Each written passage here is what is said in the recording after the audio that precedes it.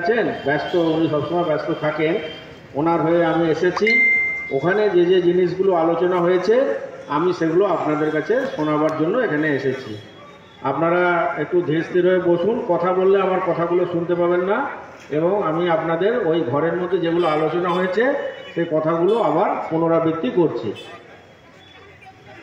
প্রথম কথা বলি, বার্ধক্য ভাতা। আপনারা অনেকেই বার্ধক্য আছেন, বার্ধক্য বয়স হয়েছে, বার্ধক্য ভাতা পাচ্ছেন না। বার্ধক্য ভাতা ব্লক স্তরে জমা পড়ছে এবং নতুন করেও জমা দেবেন। সব নামগুলো যাবে, জেলায় উনি পাঠাবেন এবং জেলা থেকে যখন টাকা ছাড়বে তখন টাকা পেয়ে যাবেন। বার্ধক্য ভাতার ক্ষেত্রে উনি এটা বলেছেন। এখনও নাম জমা নেবেন স্পেসিফিকভাবে। উনি নাম জমা নিয়ে জেলা স্তরে বার্ধক্য ভাতার লিস্ট পাঠাবেন এবং একটা যদি লিস্ট চান আপনাদেরকেও একটা লিস্ট উনি জমা দিয়ে দেবেন। লিস্ট চাইলে স্যারের কাছ থেকে লিস্ট পাবেন।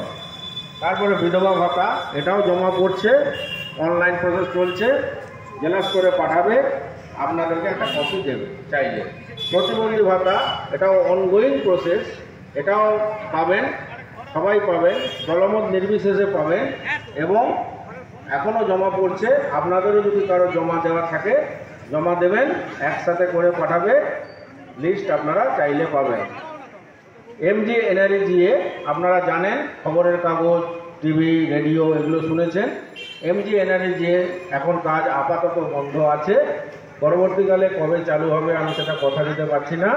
তার বদলে 50 দিনের কাজ কর্মশ্রী প্রকল্প অঞ্চল ভিত্তিক শুরু হবে এবং অঞ্চল প্রধানদের উনি নির্দেশ দিয়েছেন এটা একটা মিটিং ডেকে, দলমত নির্বিশেষে মিটিং ডেকে কে কোথায় কাজ পাবে না পাবে একটা সার্বিক আলোচনা করতে।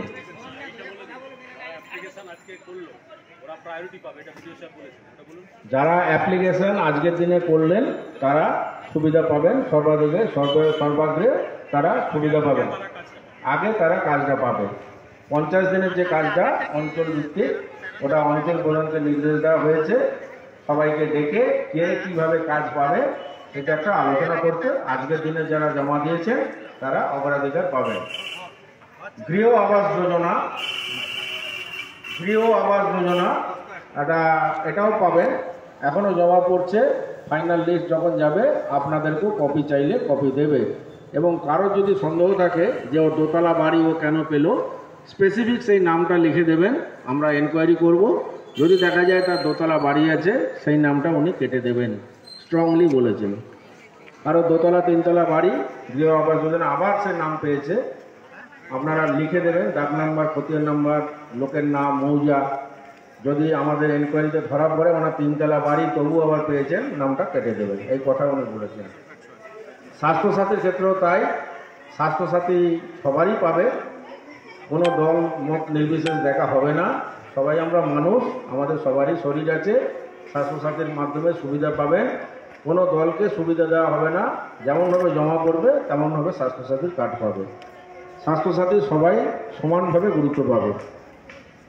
রাস্তাঘাট নিয়ে আলোচনা হয়েছে, খুব শিগগিরই একটা সমাধানের পথ হয়ে আসবে, কেননা ব্রিজ হতে এখনো 1 বছর লাগবে মিনিমাম। সে কারণে এই যে দুধারের রাস্তা, এটা নিয়ে দীর্ঘ আলোচনা হয়েছে এবং রাস্তাঘাট উনি অল্প হলেও করে দেবেন এবং ব্যাটস ফেলে হোক মোরাম ফেলে হোক উনি একটা আলোচনা স্তরে আছেন। অনেক মূলধনের প্রয়োজন, কতটা কি মূলধন জোগাড় করতে পারবেন সেই মতো রাস্তাঘাট উনি রিপেয়ার করার প্রতিশ্রুতি দিয়েছেন। যে পরিমাণ মূলধন আছে সেই পরিমাণ মূলধন দিয়ে রাস্তাঘাটটা সারানো হবে। অন্যান্য রাস্তাঘাটও একইভাবে বলেছেন, যেভাবে অ্যালটমেন্ট আসবে সেই অ্যালটমেন্ট অনুযায়ী রাস্তাঘাট ঢালাই হবে। গ্রাম ঘরের যে রাস্তাঘাটগুলো সেইভাবে কাজ হবে। প্রায়োরিটি ভিত্তিতে যে রাস্তাটা আগে করার দরকার সেটা উনি আগে করবেন। পানীয় জল সাবমার্সিবল যেগুলো অঞ্চল থেকে বসে বা পঞ্চায়েত সমিতি থেকে বসে ওগুলোও তিনি দেখভাল করছেন। উনি এসছেন সবে 8 মাস হলো। উনি এরই মধ্যে অনেক সুনাম অর্জন করেছেন আমাদের পঞ্চায়েত সমিতি স্তরে, গ্রাম পঞ্চায়েত স্তরে। উনি নিরপেক্ষ কাজ করেন পানীয় জলের ক্ষেত্রেও, যেখানে মানে জলের বেশি প্রয়োজন, SC ST পাড়া, আদিবাসী পাড়া, সেগুলো উনি প্রায়োরিটি দিয়ে, যাদের কল করার ক্ষমতা নেই, যেখানে টাউন, যেখানে মানুষ সাবমার্সিবল বসিয়ে 3 তলায় জল তুলছে সেখানে না বসিয়ে যেখানে আদিবাসী পাড়া সেখানে উনি প্রায়োরিটি দেবেন, এটা কথা দিয়েছে। এছাড়া শৌচালয় যদি কারোর দরকার হয় ইন্ডিভিজুয়ালি বিডিও অফিসে দরখাস্ত করলে শৌচালয় উনি করে দেবেন। শৌচালয়ের টাকা এসেছে, টাকার অভাব হবে না। কারো যদি শৌচালয় দরকার হয় ইন্ডিভিজুয়ালি বিডিও অফিসে দরখাস্ত করলেই, অ্যাপ্লিকেশন করলে শৌচালয় ডাক নাম্বার, খতিয়ান নাম্বার দিয়ে শৌচালয় হয়ে যাবে। শৌচালয়ে কোনো অসুবিধা থাকবে না। উনি এই কথাটা দিয়েছেন। শৌচালয় অ্যাভেলেবেল আছে, ডাক নাম্বার, খতিয়ান নাম্বার দিয়ে এনকোয়ারি হবে, এনকোয়ারি হওয়ার পর শৌচালয় নির্মাণ হবে। উনি এতগুলি প্রতিশ্রুতি দিয়েছেন এবং দেখা যাক উনি যেগুলো কথা দেন, কথা রাখেন। 8 মাসে উনি অনেক সুনাম অর্জন করেছেন। আমি আবারও বলছি, উনি নিরপেক্ষভাবে বিচার করেন, সব দলকেই সমানভাবে দেখেন। এই কথাগুলো বললে উনি আসতে পারেননি, আমাকে পাঠিয়েছেন। আমি সবাইকে আবার শুভেচ্ছা জানাই।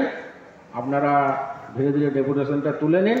শান্তিপূর্ণ ডেপুটেশন দেওয়ার জন্য আমরা আপনাদের ধন্যবাদ জানাই ব্লক স্তর থেকে, বিডিও অফিসের পক্ষ থেকে।